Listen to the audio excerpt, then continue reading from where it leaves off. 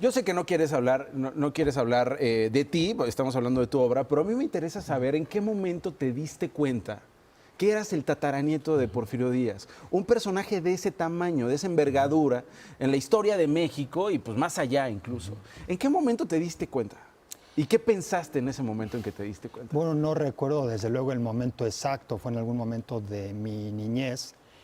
Sí recuerdo que la imagen de Díaz que se transmitía dentro de mi familia, por el lado de la familia de mi mamá sobre todo, contrastaba con la que yo veía que se proyectaba en el salón de clases. ¿Que era una no necesariamente positiva? Sí, que era una imagen más bien negativa. Yo creo que es importante que la historia oficial, la historia que se cuenta a los mexicanos a través de los libros de texto, a través del discurso público, a través de la nomenclatura de las plazas y las calles, se acerque a la historia que está documentada. Es que esta historia, la historia que nos cuentan, que nos enseñaron en las clases, Carlos, es la historia revolucionaria, es la historia de los que le ganaron a Porfirio Díaz. Así es la historia de los que ganaron. Los vencedores. Los vencedores, no los vencidos. El régimen de la revolución, el régimen asociado con el PRI, que nos gobernó durante todo el siglo Y que lo XX, volvió el enemigo público en la historia de México número uno. Que basó su legitimidad política en la revolución. Claro. Y la revolución se hizo en contra de una dictadura, la de Díaz. De manera que si resultaba que esa dictadura había sido buena, entonces, ¿qué sentido tuvo la revolución? Fue una dictadura, efectivamente. Oye, qué fuerte esto que dices. Tú dirías. Fue una dictadura en el sentido de que todos los poderes estaban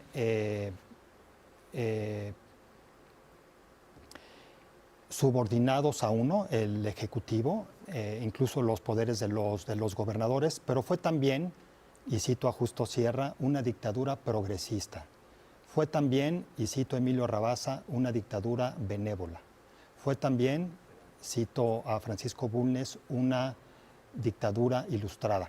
Eso es lo que vuelve en parte a Díaz tan polémico. Fue un dictador, efectivamente, pero fue también un dictador progresista, benévolo, ilustrado. Ok. Y después de estas citas, ¿tú qué conclusión sacas? ¿Una dictadura puede ser benévola? Sí, yo creo que el caso de Díaz es una de ellas. El caso de Lee Kuan Yew en Singapur es un caso más reciente de la segunda mitad del siglo XX. El caso de Napoleón también puede ser un ejemplo que ilustre la dictadura progresista. Son pocas, ¿no? Son pocas. Bueno, para algunos, la dictadura, por ejemplo, de Fidel Castro fue sin duda una buena dictadura. Pero estamos hablando, mi libro se llama Porfirio Díaz, su vida y su tiempo, porque quiere registrar la vida de Porfirio Díaz, pero también porque quiere evocar y reconstruir el tiempo en el que vivió. Me parece importante situar a Díaz en su tiempo. Díaz no es una figura del siglo XX, a pesar de que fue derrotado por la primera revolución social del siglo XX. Díaz es esencialmente una figura del siglo XIX. Díaz nace en un país que es todavía la Nueva España, aunque se llamara ya México. Y en ese siglo, el siglo XIX, pues las democracias eran contadas. Básicamente en ese siglo, incluso en las cunas de la democracia, en Europa y en Norteamérica, las democracias eran muy limitadas. Había sistemas monárquicos, en algunos casos absolutos, como en el caso de Rusia. Las pocas democracias que habían eran democracias que le daban el voto a un porcentaje muy pequeño de la población. Bueno, Estados Unidos excluía a la población negra, a la población india.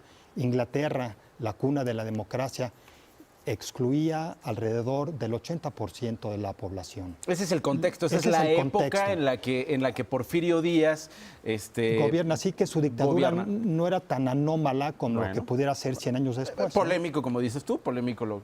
Ahora, a ver, Porfirio Díaz, del siglo XIX, ¿por qué no me ayudas a traerlo al siglo XX, incluso al siglo XXI? Pero primero al siglo XX. ¿Qué diría Porfirio Díaz del PRI? Bueno, yo creo que hay muchas similitudes entre lo que se llama el porfiriato y el sistema asociado con el PRI. La dictadura perfecta. Ambos sistemas fueron sistemas en los que todos los poderes, el legislativo y el judicial, y también los gobiernos estatales, estaban subordinados a la presidencia de la República. Ambos sistemas le dieron, sobre todo... O sea, el PRI le aprendió a Porfirio Díaz. Sí, sobre todo el que evoca el presidente de México, el México de los 50, del desarrollo estabilizador, le dio estabilidad justamente, le dio paz y le dio progreso, como se lo dio el porfiriato a México. Qué interesante. Ahora, ambos sistemas también, por último, perdón, ¿sí? Gobernaron, me parece a mí, el porfiriato y el priato. Y el priato en su mejor momento, y el porfiriato también en su mejor momento, con el consenso. Con el consenso de la nación, a pesar de que en ambos casos las elecciones eran una farsa, como lo sabemos, porque desde antes de votar sabíamos quiénes iban a resultar ganadores. Ahora, traigámoslo al siglo XXI. ¿Qué diría Porfirio Díaz de Andrés Manuel López Obrador? No lo sé. Esa es la respuesta vamos a intuirlo sencilla. un poco, vamos a imaginarlo, la creatividad bueno, de Carlos Tello Díaz. El libro que yo acabo de publicar, La ambición, reconstruye la vida de un personaje, Porfirio Díaz, muy distinto al que fue cuando estuvo ya viejo, a punto de ser derrocado por la revolución.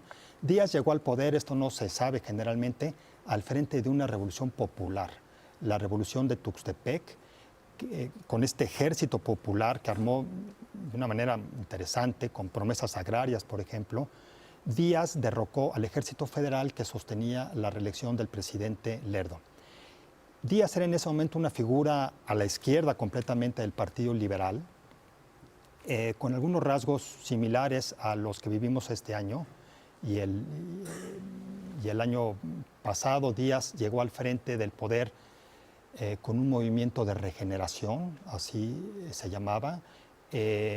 No quiso habitar inmediatamente Palacio Nacional, que es donde solían vivir los presidentes.